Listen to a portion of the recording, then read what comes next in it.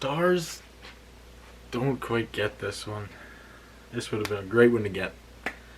Just can't quite. What is going on, people of YouTube? It is your boy Farnsey here, bringing you some Stars fan reaction. This is a pretty emotional roller coaster type of game, at least from a fan perspective. Probably was for them too, I would imagine. Ben comes in, drops it to Radulov, gives it to Sagan, who feeds it in front for Ben, tips it on. Francouz gets a pad on it. Stars don't quite tuck that one home. There's a good first shift for the boys. Miro passed it down from the point behind the net for Ben, who would have displayed nice little hands as he skates around the net, feeds it to Sagan, who's there for a one-timer. That's a goal. Stars take the 1-0 lead. Let's go. It's great work, great shift. Everyone was hard on the puck, and Sagan there to put her home. That's the second of the postseason and of the series. Rantanen would skate in, pass it across from McKinnon. He'd rip it. Dobie came out, makes the save. There's a few times the Stars got just gets you looking, and Dobie was, for the most part, able to bail them out. Stars gave up a few odd man rushes this game. I don't know if the D were getting a little antsy with jumping up, or if the forwards weren't doing as good of a job covering for them in this game, but way too many, and way too many penalties. There was a lot of penalties. The Stars need to be more disciplined. That, frankly, let them back in. But we get into the second period. Minute in, Avalanche have a face-off in the offensive zone for them. They give it to Zadorov, who claps one and goes past Dobie's glove and pad. He's out reaching this way, but I think he kind of misread what was going to happen because he was sliding away from it. Super unfortunate, but we got a 1-1 game. The shots at this point were 14-14. About 15 minutes into the period, everything was going okay, and then Burakovsky would get the puck at high slot, and he'd all the time in the world he skated in and he'd pick his corner, and he did. So now Colorado's up 2-1. Then they'd go into a 4-on-4. Makar would skate down the boards, dangle it, put one on Dobie. The rebound pops out. Heiskanen can't quite get on Landeskog's stick good enough, and Landeskog would pot that home. It's now 3-1 Colorado. Getting to the third period, Stars started with power play, because I can't remember who exactly it was, but they hit one of the Stars late, like after the buzzer went in the second, so they couldn't really get anything off of that. But then they get another one a couple minutes later, and then 6 seconds after that, Hintz passes it down to Gurionov, who does his typical one-timer, and he pots that one home, gets the Stars back on the board and back in the game. It's 3-2. So it's not a power play goal, but it's kind of a power play goal because it was generated off the power play, and they did it. That power play was a really good power play. They kept them hemmed in. They were maintaining zone time. They were creating chances. I think that was. I don't know. They just.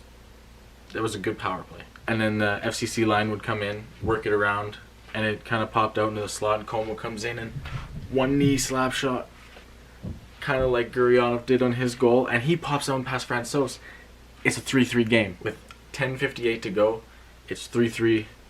I can't even explain how excited I am at this point. I'm sitting here thinking, okay, if we can pull one off in overtime, that'd be wicked, right? That'd be wicked. And then off an ensuing face-off with at 9:13, Esselindel is like, I'm going to try a Klingberg move, and he kind of walks the line, rips one on net.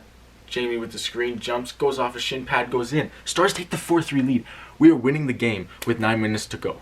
And then Miro would go pass it up, and it got turned over, and he went to stop so he could go back because he was kind of chasing the play up and going to jump in on the rush, but he blew a tire. 2-on-1. McKinnon gives it over to Rantanen, who fires one past Dobie's glove, and we're back tied. So I'm sitting here thinking, okay, that we've had multiple games with 4 goals each side plus, right? You know, a couple 5-4 wins in Calgary, a couple 5-goal games against Colorado already. So I'm sitting here thinking, you know, just get the next one. That's all we need. Kevin Connaughton, old star from a few years back, come in the lineup because Johnson's out. He fires one on net from the point, and Kadri gets a stick on it, tips it past Udobin, and Colorado takes the lead back. with 6 minutes remaining.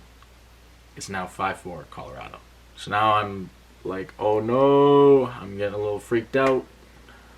Stars pulled their goalie, and Rantanen came in on Heiskanen, and knee-on-knee collision. Heiskanen slow to get up. Colorado picks up the puck, goes in, scores on the empty net. Heiskanen gets up slowly and skates gingerly to the bench. He did finish the game.